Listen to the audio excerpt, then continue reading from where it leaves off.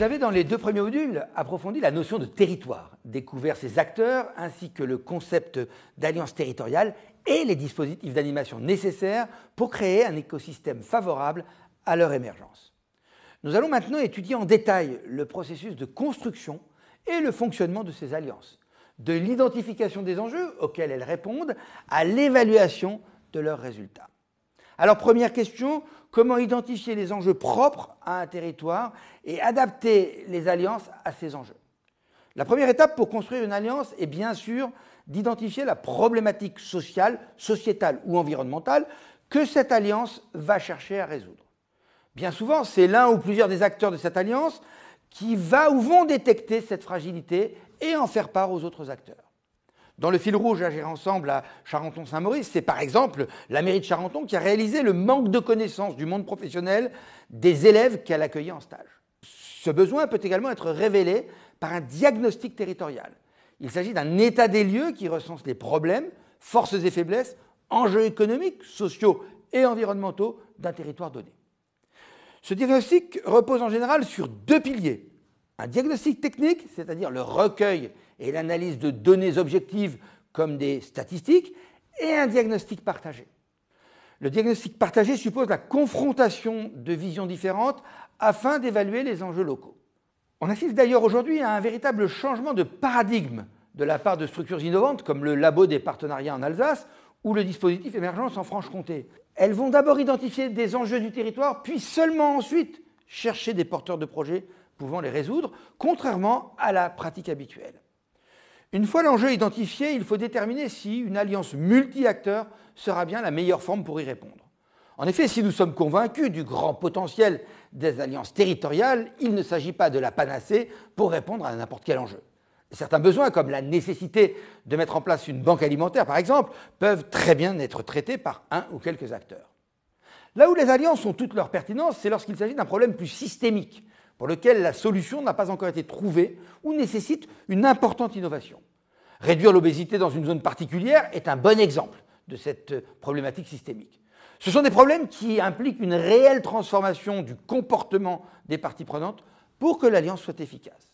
Une fois déterminé que l'alliance territoriale est bien la forme d'action la plus efficace, il s'agit pour l'acteur ou les acteurs qui ont diagnostiqué cet enjeu de s'entourer d'autres acteurs compétents et légitimes pour résoudre le problème.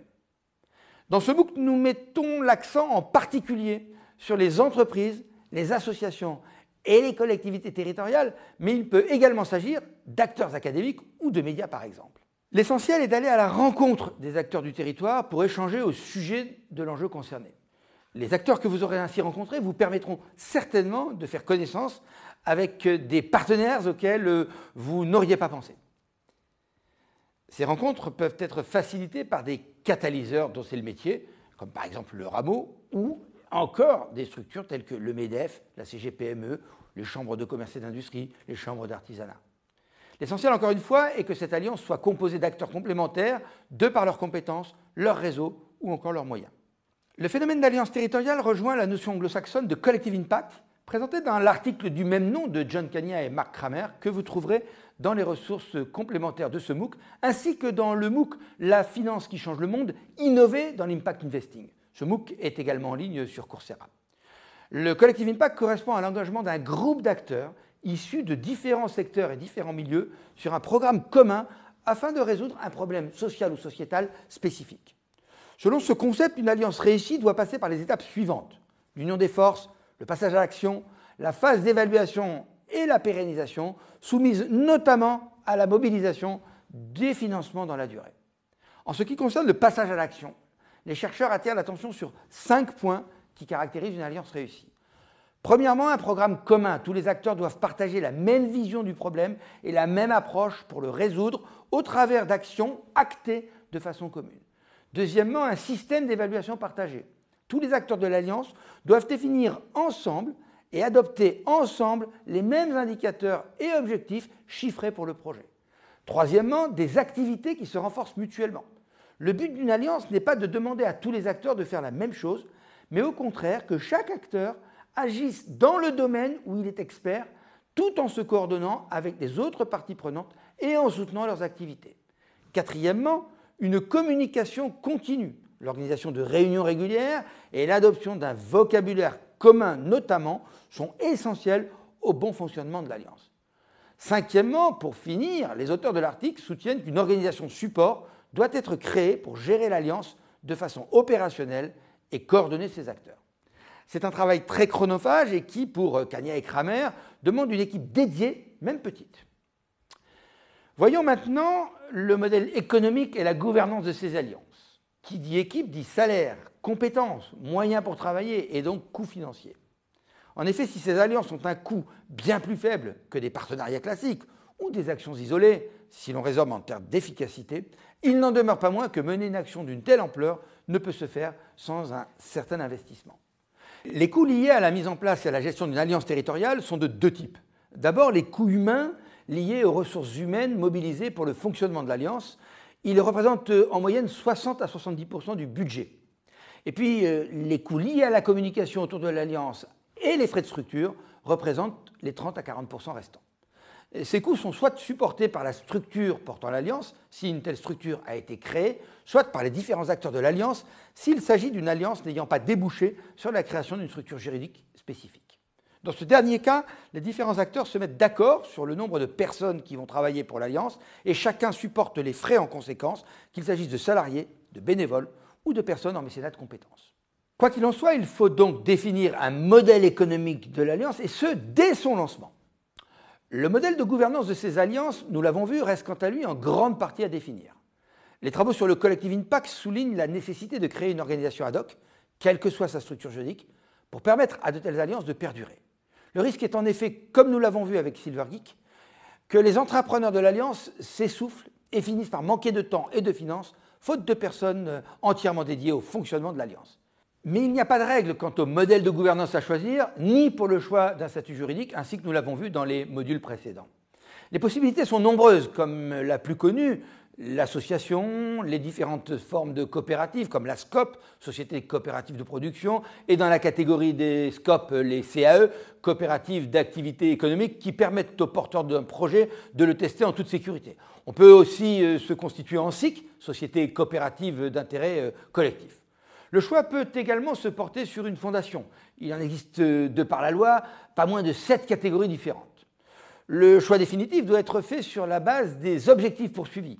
Quelle est la gouvernance, quel est le statut juridique qui permettront d'atteindre le plus vite et le mieux les objectifs fixés dans le respect du budget alloué. Gardez cependant à l'esprit deux exemples très intéressants d'alliances territoriales plus matures, bien qu'encore très innovantes en France. Les pôles territoriaux de coopération économique, PTCE d'un côté, et les fondations territoriales de l'autre.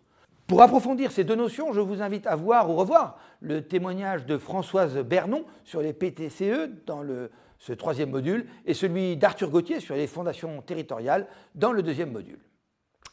Troisième grande question, l'évaluation des alliances, qui est un élément clé de la co-construction. On ne le répétera jamais assez. L'évaluation ne doit pas être mise en place à la fin d'un projet, mais dès le début.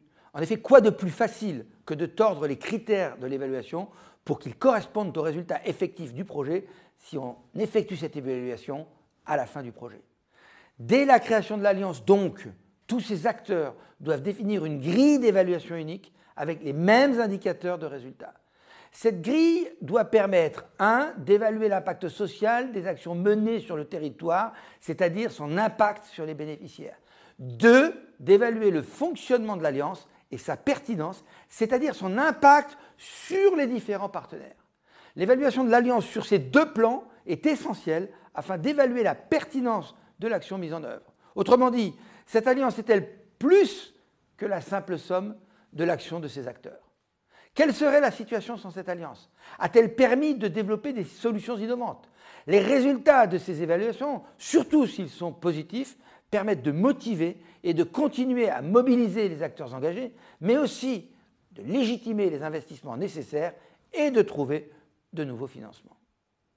Ainsi, les acteurs du collectif Silvergeek attendent-ils d'avoir fait la preuve de leur concept pour aller mobiliser le soutien d'acteurs publics? Enfin, des résultats positifs ouvrent la porte à un essaimage de ces alliances dans d'autres territoires, et cela, ce sera le sujet du 4e module de ce MOOC.